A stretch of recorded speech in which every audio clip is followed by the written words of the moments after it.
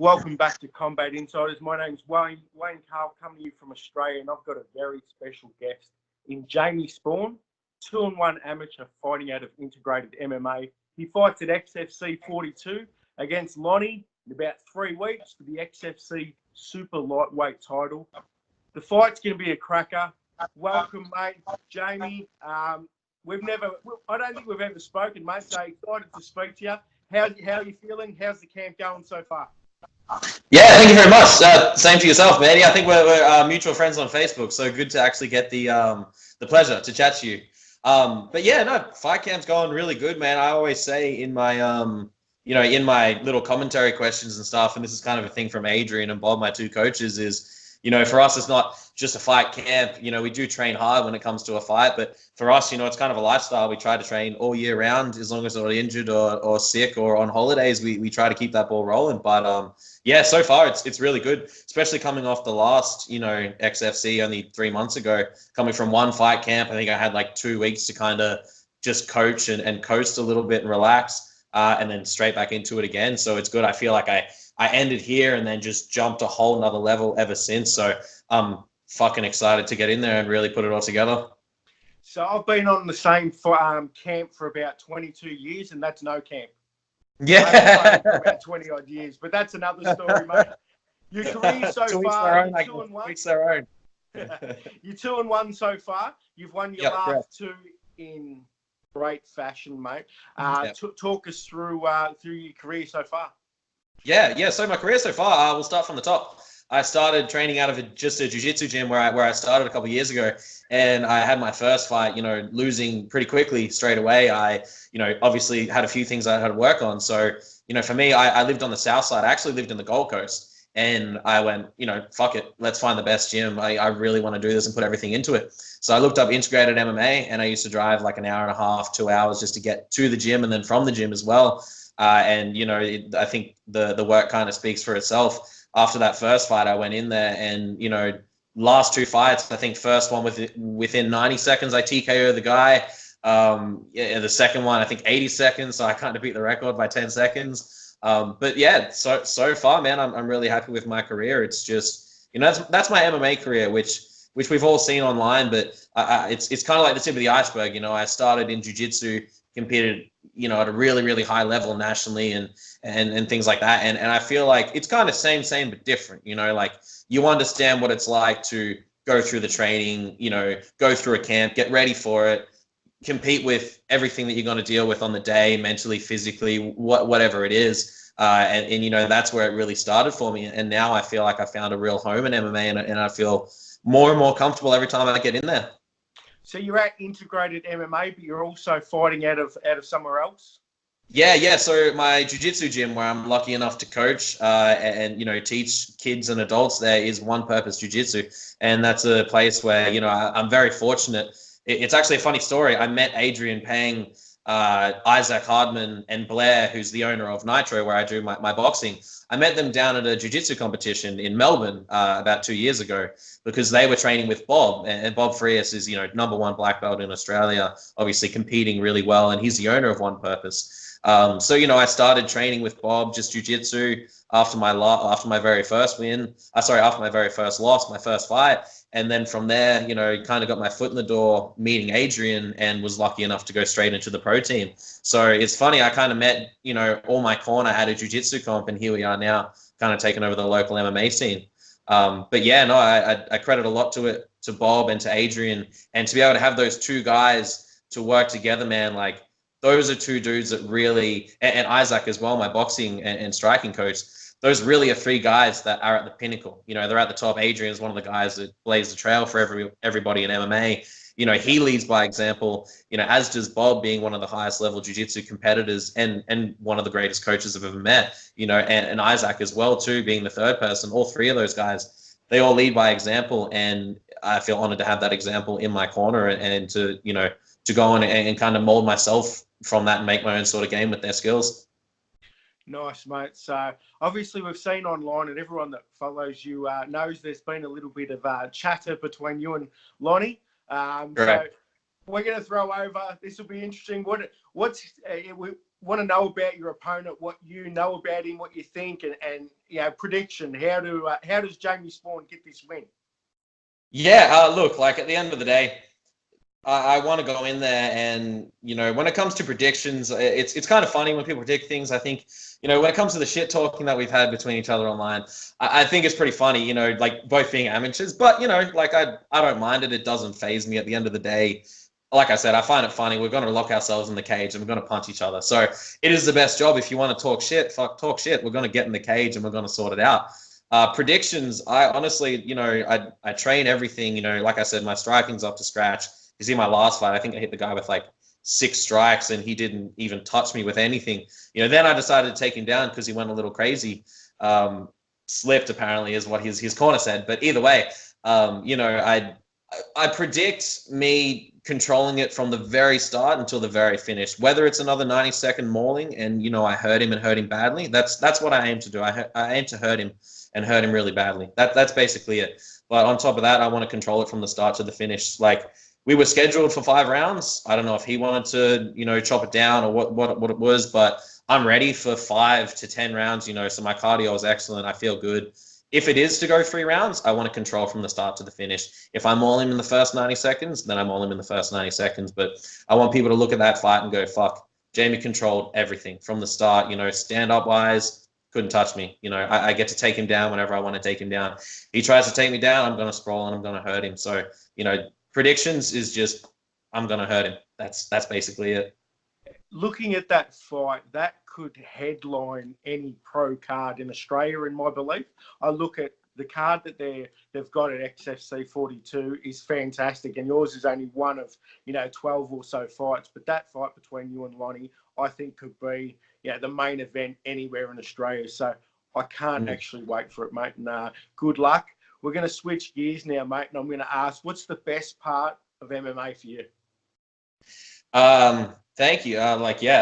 Just to touch on that, I'm very excited for that fight too. I almost get as excited for my fights as I do for everything else. Obviously, we've got myself. Shout out to Tim, my roommate, who's not home yet. I think he's just still up at training for a little bit. But Jackson Small. We've got a bunch of guys that are on that card, so I'm really, really excited. Sorry, what was the question again? Favorite part of MMA? Favorite part? I love the competition. I always have. Ever since I started jiu-jitsu, I've always wanted to compete against the best guys, and I feel like it brings the best out of me. I put a post up on Facebook and Instagram just after that last fight talking about it because, as a martial artist and as someone that's a coach in a gym, a lot of people look up to me, and that's one thing as part of the shit talking. I kind of wanted to get away from and be a good example to people, but when someone wants to talk shit, fuck it, whatever. For me, the main thing that I love is the personal development you get from it. Your diet is on point. You train physically, mentally. I do a lot of meditation and things like that. You really, like I said, you really level up. So I feel like this last camp, finishing here, leveling up to the next spot, really just looking back and seeing how good I get over the fight camp and seeing my personal improvement. That's my favorite thing. Martial arts is forever. Like Bruce Lee said, you want to get better 1% every single day. I really believe in that. And I like seeing myself getting better. Of course, some training sessions, you have good sessions. I train at great gyms. Sometimes you get mauled. It is what it is. But I love seeing myself improve and get better. That's probably the number one thing. And I think martial arts is a beautiful thing for that. On top of that, like I said, I love the competition as well. So I always try and seek out. Hence, when I got the microphone after that last fight, I decided to call Lonnie out as well because he is the champion. It was nothing personal. Like, I want him to know it wasn't anything personal. Going back to that, I did just state some facts. I said, look, we signed a fight twice. He's pulled out 2 times. 3rd time's the charm, baby. Let's do it. That's what I said, word for word. And then he got a little bit angry and went on Instagram. And I don't follow him, but I've got a lot of people and a lot of friends, and a lot of people kind of followed him and sent me videos and stuff, and he started talking shit. So, at the end of the day, I just stated facts. And facts are, almost to the day, actually, we were signed to fight. 28th of July last year, we were signed to fight, and he pulled out because of a foot injury.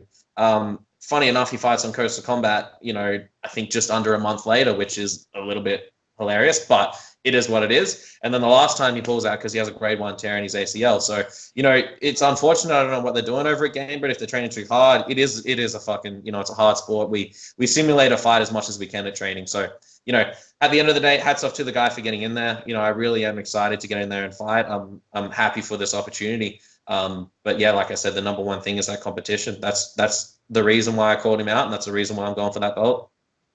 Are you going to touch gloves at the start of the fight? Not likely at all. After we'll shake hands, we'll be gentlemen. Once it's done, it's done. I heard I forget who it was. I think it was Eve Edwards on the Joe Rogan podcast, on the MMA hour, or MMA show. They were talking about, a lot of people don't like fighting and all that sort of stuff because, fighting doesn't solve everything. But to be honest, it solves a lot of things as well too. So at the end of the day, after we fight, of course, fuck it. I kind of have this tradition after my fight. I go and buy the guy a beer and, you bury the hatchet, because at the end of the day, all shit talking aside, people are going to look at it from the outside and go, oh, you should say this, you should do that. There's a very, very, very small amount of people that train MMA, and there's an even smaller amount of people that are willing to jump in there and put it on the line. So you got to respect whoever it is going in there. So all shit talk and everything aside, I'll shake his hand after. We might not be best friends. I don't think he's going to come to mind for a barbecue or anything like that. But, at the end of the day, we'll bury the hatchet, maybe have a beer. I don't really care, and go from there, and see what happens. From an outsider's perspective, I respect everybody, whether it be 0 and 3, whether it be 0 and 4, even CM Punk. Anybody that steps in the cage and fights needs, and obviously being, interviewing people, everyone bags CM Punk, and I go, yeah, but he's got in there twice, and that's twice more than I did. So I can't say anything. That's very true. I have a lot of people, that a lot of friends that'll be like, oh yeah, fuck CM Punk or this or that or whatever, and it's like, all right, well, if the UFC came to you with a deal and said, hey, we're going to pay you this amount of money to get in, people say that they would do it, but who would really do it? Who really wants to lock themselves in a cage and balls on the line. Potentially risk brain damage, death. Those are the two ends of the spectrum, but it's very real. It's happened before, and it does happen. It takes a very crazy and, very dedicated person, and I believe that I am that crazy and dedicated person and able to do that, which is why I love it so much. But yeah, I agree, man. A lot of people talk about it, but if you're willing to, have the balls to walk in there and actually do it, hats off to you, man. Correct. Worst part of MMA. Good part's the easy part. What's the worst part of MMA? Worst. I don't know. I think I'm yet to find it. It's egos play a part. I think it's just, part of, natural, especially for males, it's part of human nature to have one. You see a lot of people that get quite entitled after they get a win or something, you know what I mean? But I don't know. I don't really see there's a bad part. I think in everything in life, you need the bad in order to, to really highlight the good too. So, for myself, I'm still yet to find it. To be honest, what I feel like is worse is working a job that you fucking hate and doing nothing, and I've been there, and that's the reason why I go 100% into everything for MMA. For me, whether you win, you lose, whether you get injured, I feel like it's still good to be able to go, fuck it, I'm living the life that I want, and I'm living that every single day through training and being lucky enough to coach. If I do find the worst part, I'll be sure to tell you guys. At the moment, I cannot find one. I love what I do. So a question I ask everyone, because obviously as an outsider, I didn't experience 20 years ago, cage wasn't around, I was only ever a ring, but you walk to the, so your music comes on and you walk down the aisle, you get in, cage door locks, you got somebody else in there trying to take your head off. Yeah. What's going through your head? For me, it's the best time of my life, to be honest. I really do, and I'm not lying when I say I enjoy it. I flick a switch and it changes. If you see me now, I'm just my normal, happy, nice sort of guy. That's the person that I am. But when I get in there, you see the switches flicked. I guarantee, look at my eyes in this next fight. You'll see that I'm there, but I'm not all there. I've completely changed. My brother actually asked me this question today, and, he trains jiu-jitsu with me. He's older than me. He asked, he's like, what's it like to be in there, man? And I'm like, it's a very freeing sort of feeling. It really is. Like I said, I've done the other side where you work 9 to 5 and I hate it. When this is my job and I get to go in here, you've got someone trying to take your head off, but it's a it's an awesome feeling when preparation, and all that preparation, everything is finally, all right, we're here. We can do it now. This is the day that we've been waiting for. For me, I get a crazy excited sort of feeling. I love Wu-Tang. They're the best. I always walk out to Wu-Tang as well. So whenever I hear, RZA or someone on the microphone and the beat drop and, I hear it and I go, all right, this is my time to walk out. I'm lucky enough to have a really big crowd as well, the people that love me and pay their hard-earned money to come and watch me. So when I hear that crowd and I hear that music, it fucking gets me going, man. And I flick that switch and I get into that spot. And I'm not lying to you when I say it's the happiest that I ever, truly am. I wake up on fight day like a little kid on Christmas. I'm really, really excited on that day. But for me, it's hard to describe. It's a really freeing really, really freeing sort of feeling. But it is just the most fucking fun ever. I don't know, maybe I'm fucked up, but I just really do think it is the most fun ever. I've been cage side at the last few XFCs in Brisbane, mate, and yeah, you do. You have flipped that switch, so that's fantastic. I'm going to change it over again, mate. You just answered the music question, but if I jump into your car, what's playing right now? To be honest, it's Wu-Tang 99% of the time. Enter the Wu-Tang 36 Chambers, the original album, man. Like I don't know, I love them. I really do. They're one of my huge dreams is to get into the UFC one day and then go party with Wu-Tang after and walk out, to maybe New York where they're from and go visit Staten Island. I love their music, I really do, and I love a lot of hip hop, but especially them because the message behind it is so good, like they have a lot of lyrics talking about going through life and going through struggles and life can be hard from time to time. But the only thing that really gets you through that is, good people around you, a good clan that you can hang with of awesome people that are, have the same sort of goal and hard work and dedication. And I think a lot of that actually rings true with martial arts. On top of that, a lot of their songs have martial arts sort of, very, very old school soundtracks in them as well too. You hear the wacha, wacha, waching, like all that sort of stuff in it. And it's, they kind of, they balance each other out and they go together really well too. So, it's pretty much Wu-Tang 24/7. Other than that, a little bit of extra hip hop on top, some new age sort of stuff. But I like the old school 90s hip hop as well, East Coast. We'll change gears again, mate. Your favourite local fighter, and I'll add in, obviously, he's probably going to be from one of your gyms. Who's your favourite local fighter when you're not in the cage? Who do you love to watch? That's a hard one. It really is. With my gym, I've got a lot of beasts that are there, and obviously on this card, I could pick any one of them, and the guys in my gym. I do love going and watching local shows. I went down to a local show the other day, and it was just awesome to see, potential people you might fight, and also to see how other people carry themselves. I love watching amateurs to see how other amateurs carry themselves. You kind of see that presence that some people have, and you go, "Oh fuck, this guy's got it." It's hard, man. It's hard to pick a favorite. It really is. There's a lot of really, really good guys around at the moment, Who's the next guy out of one of your gyms? Who's the next guy out of integrated that I should look out for? And don't give me your roommate. Give me someone else. You're in my head. I was going to say definitely Tim Schultz. He's he's a hard fucking worker, man. I see how hard that guy works, and we've been living together, since the start of this year, and it's been the best dynamic, man. We get home and the TV behind me, I have it on usually, and it's a YouTube video about MMA. We never stop learning. I got a key to the gym. We'll go there Sundays and just do a bit of flow sparring, or we'll go there on days when we really should be resting. And Adrian even tells us, guys, you got to rest. But we love it so much. I really do credit that guy. He puts a lot of hard work in, and he's a tough motherfucker. I'll give it to you, Timmy Schultz. It is then. I'll let you have it. Yeah, he's a beast, man. But to be honest, look, if I'm going to say someone else, and from our gym, someone that really shone on the weekend was Levi Gonzalez. Absolute beast, man. I think he got one of the quickest knockouts in Eternal history on his, not the fight he did on the weekend, the one before. The reason why is like that guy performs really well when it comes to the day, and he's an amateur as well. Like he's an absolute beast. But one of the things that really struck me with him was his last fight before that. So 3 fights ago, I think he had a loss, and he had a good fight and he fought really well. And I told him, I was like, man, and I've learned this myself through fights. Sometimes you win, sometimes you lose. That's part of it. Fuck it. Whatever happens, happens. The most important thing is the lead up to it, what you learn, and how good you got over that time. And sometimes you commit a mistake in the fight, and that's it. You committed that mistake and you lost because of that. That's fine. You can work on that. You can get better from that. Sometimes you do everything right and the other guy just is better or wants it more and he beats you. And, I went and spoke to Levi after his loss and I was like, hey, man, don't be too down. There was a lot of things that you could have taken away from that were good. And I could see in his eyes, he was just disappointed in himself.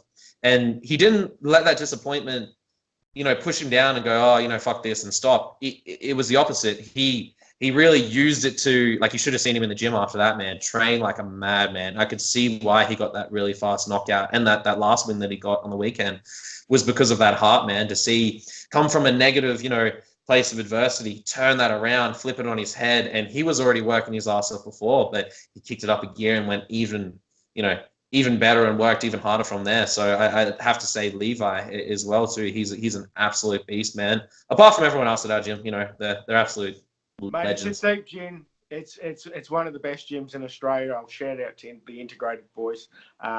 Again, there's killers everywhere. I don't know. You're training. You'd love to film it because there'd be some absolute amazing sparring sessions happening at Integrated. So, what about UFC fighters? Man, like to be a fly on the wall on a Thursday night when we have Muay Thai, or tonight on Tuesday, really any night of the week, it's you're going to see a lot of high level shit there. You know what I mean? And I said this on my last couple wins too, like no disrespect to the last guys, because like I said, it's hard to get in there. But I feel like a lot of my harder fights I'm going to have right now are just Thursday nights in the gym because everyone there is such a beast. We've got so many guys, bar all the guys that are training and fighting on this next XFC. You got Adrian, you got everyone there that's training and really pushing you to make it better. And man, I feel like honestly, if you can get through a night at Integrated, you're more than ready to jump in the pro level. So I felt very lucky that I was invited there. I felt very lucky that I was able to jump straight in the pro team. I got my ass kicked for a long time at the start, and then I learned and got better and better, and it really changed me and molded me to the fighter I am today. Nice, mate. What about UFC? Who's your favorite fighter? It's hard. It's I was actually watching the documentary the other day, the takedown of the DNA of GSP and the takedown story. Man, like to be honest, he's probably one of my favorite. I love GSP because he's a beast. First of all, he's a beast. Anyone that beats him, he comes back and just smashes, like kind of like BJ Penn in a way. He's another one too. But he's just an absolute gentleman in and outside of the octagon too. Like he's a real martial artist. He admits when he's scared. He admits when he's confident. He talks very honestly about a lot of things too. So he would have to be one of my favorites. It's hard to pick one, but him, John Jones, obviously as well, one of the greatest. There's a lot out there too. But if I had to pick one, I'd possibly say GSP. And skill wise too, he can do everything. Like he can take people down when he wants to take them down. If you want to take him down, good luck. If you want to strike with him, he's got great striking as well too. He's on par at every level and above other guys as well too. So yeah, I have to say maybe GSP or maybe even John Jones. I watch a lot of guys though. If you look at my YouTube history, you'll see there's many fighters that I'm watching, and not to imitate them, but just to take. I feel like you got to study the greats, and you got to practice what they do in your own sort of way. You got to kind of train in a way that they train because they're at the highest level for a certain reason, but then put your own flair on it and put your own thing on it as well. Nice. Are you ready for the rapid fire 5, mate? Yeah. Send them through. Fury or Wilder, who wins the rematch? It's hard, man. Never count out a gypsy. You know what I mean? He's a beast. And after sitting up like the Undertaker after that last one, like that's insane. I read something online. Apparently, his family doesn't want him to do it as well. And with his own mental history, it could be hard if his family doesn't want him to fight. If he's really in it and wants to do it, it's hard to predict fights. But I really don't know. I have to go Fury just because I fucking love the guy. Anyone that can stand up and start singing at a press conference the way that he did in that video, I think that's just. It shows how much of an amazing human that he is too. And I just love the guy for who he is. So, hats off to him. I'd go for him. Hopefully it happens. McGregor, Diaz, 3. Who wins? That's interesting. That's very interesting. Like, first fight, obviously Diaz smashes, gets the back, gets the rear naked. Second fight, kind of wins, but still he trained for it and changed a few things to win. And I think if Nate was to have that chance as well, he possibly would do the same sort of thing. I think if they were to fight a third time, I think Nate would fight a lot smarter and go back to what won him the fight the first time, grappling and submissions. But yeah, man, I would honestly, I'd probably have to say Diaz. I'd have to say Diaz after that, and I'm a huge Diaz fan. I always have been. Ronda or Misha, who's hotter? Misha, 100%.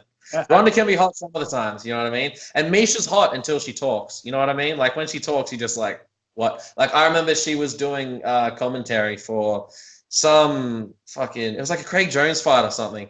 And then she was saying, and I'm a jiu-jitsu guy, you know, I'm a brown belt, almost a black belt. And like she was saying some stuff and you could tell everyone was like, the fuck are you talking about? Like it was just stupid nonsense that she was talking about. So yeah, Misha, as long as she doesn't talk, she's super fucking hot. Ronda, she's all right. All right. So you obviously know Wombat Jones, Yes. promoter of XFC. So if me and Wombat jump in the cage, who are you backing? How tall are you? How tall are you? I got to know the tail of the tape. I'm about 5'5", but I outweigh him. You got the weight. I don't know. Like you got a bit of a beard as well too, so I think maybe that might be a bit of cushioning. I've seen him throw a few few punches here and there, shadow boxing and stuff, and I wasn't too impressed. But he used to be a chef, so he might come at you with a knife as well. You can never tell if he's gonna fight clean or not. The next time he's there, ask him what happened in the kitchen. I choked him out in 5 seconds. There we Last go. one. And this is one I always ladies and gentlemen. Hey, fuck. Maybe that's the next fight to make. Like if you think me and Lonnie are talking shit, look, here we go. Here's your opportunity. Go ahead. Yeah. So, would you marry or fight Chris Cyborg? I just fight her. Like Violence Against Women Australia says no, but I think if you marry her, you got to fight her for 20 odd years. You know what I mean? Because you're married. If you fight her once, you're done. Pardon? Do you beat her? 100%. I believe in myself for sure. Like what? Like at the end of the day, I've heard Joe Rogan say this. He's like, yeah, I love my kids, I love my wife, but testosterone is a real thing. I could fuck them up with the flu. And like it is, she's probably juicing a lot and has a lot of testosterone as well. I would say, but yeah, at the end of the day, yeah, I definitely win. Cool. All right. So who do you need to thank? You're obviously a dedicated MMA guy. So who do you need to thank, whether it be friends, family, gym members? Mate, stage is yours. Who do you need to thank for, letting you get to where you are? Man, it's a long list. Honestly, absolutely everybody that I come into in my daily life. There's a lot of people other than, my job where I work. I have a full-time job. I have I also coach on the side and do my own PTs and train full-time. I'm a very busy sort of guy. And because of that, I have a lot of people that I come in contact with. The obvious ones, first and foremost, Adrian Payne, my MMA coach, who, like I said before, leads by example and is there in the gym when he's training for a fight. While he's training for a fight, he's coaching us, and when he's not training for a fight, he's coaching us as well. Like he's always there. So hats off to Adrian, 100%. Huge thank you to him for letting me in there. On top of that, Bob Frias, he's been a huge mentor for me, both on the mats and off the mat as well. And that sounds very cheesy to say, but it's true. He's taught me a lot of things, and it comes a lot from his professor, Marco Barbosa. I noticed that with Bob, it's not just about being a good fighter to be a black belt. You also have to be a good person. You have to treat people right. And I feel like he's given me a lot of great morals, almost being like another father figure to me, both on and off the mats, and taught me how to live life and cope with emotions and things like that on and off the mats, like I said before. So huge thank you to Bob and to his partner Tegan as well, who have both given me an amazing opportunity to work at One Purpose Jiu-Jitsu and coach. Isaac Hardman, my striking coach, who was the guy that got me from being skittish and panicking for double legs in my first fight to being able to stand and trade both punches and kicks and knees and everything. And when I get to pro, eventually elbows as well. So huge thank you. Pardon? He goes all right, doesn't he? Yeah, he does, man. He kind of left MMA because I think he was a little bit too good for it when fucking I'm just going to go box. Plus, he's getting treated pretty well over there, so shout out to him. But yeah, obviously my corner, my coaching staff, I got three of the best. All three of those guys are all scary individuals, and you wouldn't want to screw with them. So I feel so lucky to have them. On top of that, it runs down the list to my team that I train with every single day. My coaches and my team are my family. They are the people that, apart from my mom, my dad, my brother, and my actual family, those are the people that I see every single day. And if it wasn't for them, Bob always says this: you can't train by yourself. Jiu-jitsu, MMA, you can't do it by yourself. You need other people. So I from the bottom of my heart, I thank everyone that ever trains with me. And on top of that, all the people at work, I'm a very happy out there sort of guy, very bubbly sort of personality, and because I give a lot of that off, I get a lot of it back. So I get a lot of positivity from people at work. You know, like I'm going to go work tomorrow, and I guarantee there'll be the security guards there, and the cleaners will be saying hello, good luck for your fight. You know, how long until the fight, and like all those small work. What do you do? What do you do other than MMA? Shout out to those guys. Yeah. So I work at a Westfield actually. So I work at a car park. It's like it's a job to pay the bills. You know what I mean? It's a job that I got just to get by and get a little bit of extra money because there's not heaps of money in jiu-jitsu or in amateur MMA at all. But you know, I do it because I love it. And you know, I work in a car park, which is basically just being a handyman, helping people out, and it's a fulfilling job. You know, you help people find their cars, or you know, have dead batteries. You know, you look after a lot of elderly people as well that you help and look after. And I'm a real people person, so it's good to go there and chat to a lot of people. And you know, like I said before, if you give off positivity, I find you get a lot of positivity from other people. So all the co-workers, all the cleaners, security guards, and people that I work with, they all give me a lot of positivity. So even down to them, man, I thank absolutely everybody that's in my life. Nice, mate. Where can people follow you? Do you have a fighter page yet? Yeah, I don't really have like a an athlete's page or anything. You can drop me a line or you can add me on Facebook, Jamie Sporne. My Instagram is Instagram Jamo Sporne, so JAMO Sporne SPOINE. Jamo is just a nickname I've had back when I used to play footy years ago in high school. So yeah, it's an old school name. So Jamo Sporne, Jamie Sporne. You can catch me on there. I don't really have Twitter or anything either, but Instagram's like my main handle. Beautiful, mate. Well, that's Jamie Sporne. I'm Wayne Carl. He's fighting for the XFC super lightweight title in 3 weeks. Thanks for coming on. Follow Combat Insiders. Follow Jamie. Thanks, mate. And we'll talk soon.